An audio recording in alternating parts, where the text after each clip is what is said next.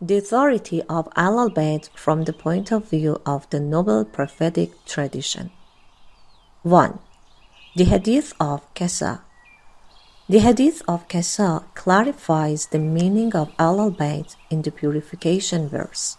The Holy Prophet took his cloak and threw it on Ali, Fatima, Hassan, and Hussein, and said, "Indeed, Allah wants to repel all impurity and sins from you and purify you."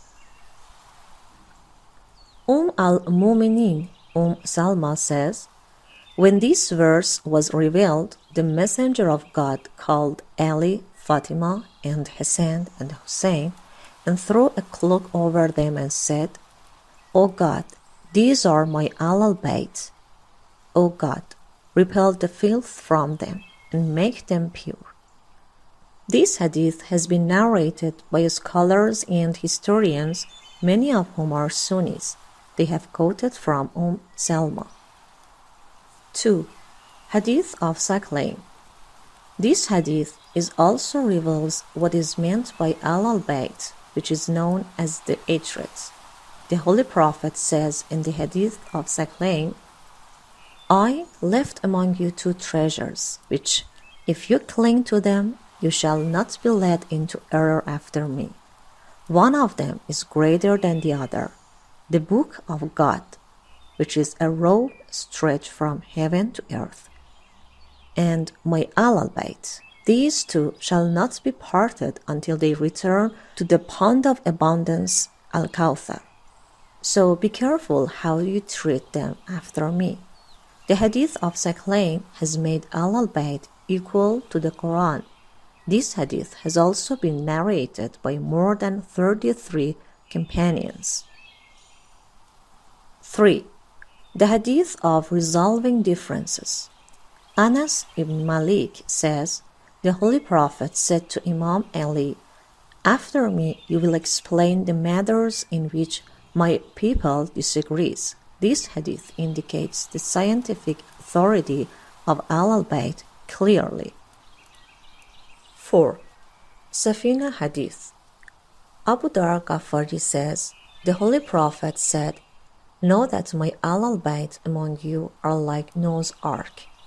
Whoever boards this ship will be saved, and whoever leaves it will drown." This hadith, with different interpretations in the books of Ahl-Sunnah, also exists. 5.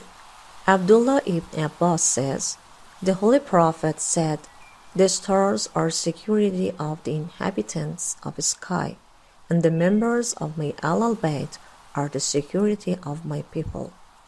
This hadith is also mentioned in different interpretations in the hadith and historical books of Sunnis. 6. Successors of the Prophet. Jabra bin Samra narrates from the Holy Prophet, "This religion will continue until the day of resurrection, until 12 caliphs, all of whom are from Quraysh, will rule over you." This hadith is also quoted in many authentic books of Islam's world. There are a large number of hadith in Shia and Sunni sources that refer to the same meaning with differences in wording. Therefore, Muslims all agree that there are 12 caliphs or imams after the Prophet, and all of them are from Quraysh, and they are determined by the explicit text of the Prophet's hadith. Imamate issue. After years of continuous struggle and effort in the path of Islam, the Holy Prophet finally went to meet his Lord. After his departure, the uproar of the Caliphate brought the Muslims into a huge storm. Now, we should leave the judgment to rationality and think about what plan that great man had for leadership after himself. Has he given an order in this regard, or the problem is different? What can be said is one of the following three theories. The first theory. There is a possibility in the case that we can say that the Prophet did not define any way, an approach, regarding the issue of caliphate and leadership after himself, and left the Ummah to itself for destiny to play a role. Such a possibility is definitely a severe contradiction with dignity of the Holy Prophet, because it is never compatible with tact and wisdom that the leadership starts a fundamental movement and does not determine the leader, guide, and authority at the end of his life. The second theory.